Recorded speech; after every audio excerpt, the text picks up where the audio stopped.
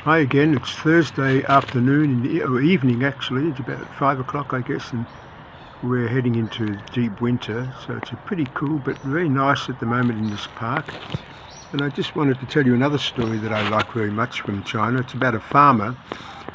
This farmer never got overexcited when something went well, and he never got upset when something went badly.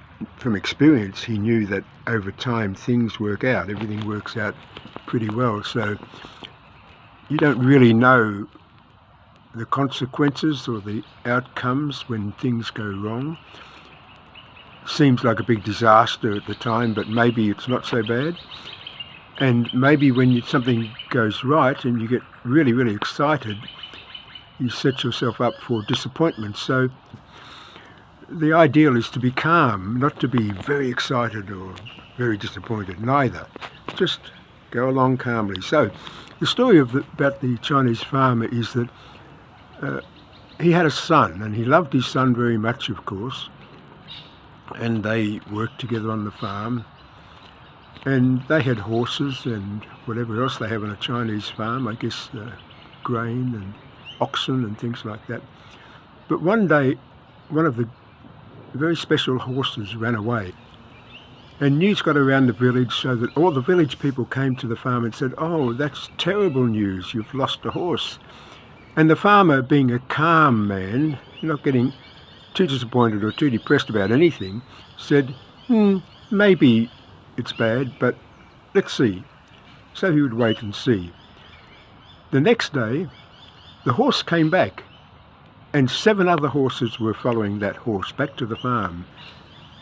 And all the village heard about it, and they came around to the man's house, the farmer's house, and they said, "Wow, your horse brought 7 horses back, isn't that wonderful?" And the farmer's not the type to get too excited, so he says, "Well, maybe it's wonderful, maybe it's not. Let's wait and see, we don't know."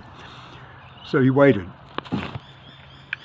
The next day, the son was working on one of the horses, one of the wild horses, and he was trying to make it a tame horse so he could use it on the farm. But the horse was pretty wild, and it threw the son off, and the son broke his leg. Very painful. All the village heard about it, and they came to the farmer and they said, "Oh, it's terrible, your son's broken his leg, I'm so sorry for you." And the farmer said, "Maybe it's terrible, maybe it's not. Let's wait and see. We don't know." Then the next day, some soldiers came. They were looking for farm boys so that those farm boys could join the army and be soldiers. So they came to the farmer's house and they said, "Have you got a son?" And he said, "Yes, I've got a son. We need all the boys in the district to become soldiers." So they went to see the son, and they found that he had a broken leg. So he couldn't be a soldier. They had to reject him.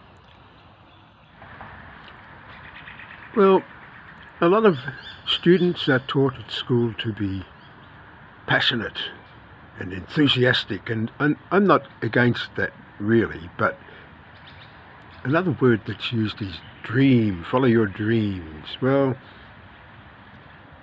I don't know, my experience in life has been that you can make plans, but you're not in control of time and space and events and the world and other people.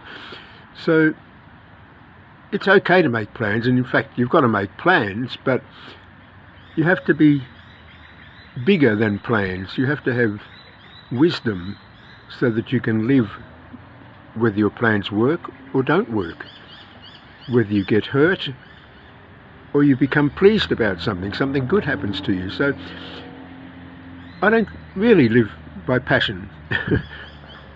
You have a saying in Chinese Chan, which is Chinese Zen, it's if you have no expectation, you can't have any disappointment. Do you understand that?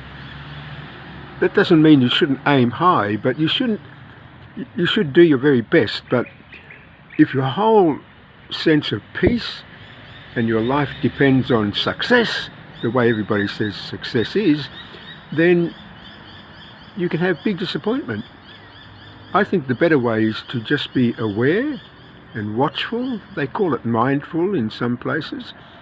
Be aware and watchful and try and consider all the circumstances. Keep a good heart and do your best. and let the universe, time, space, God, look after everything else. That's the way of peace, I think.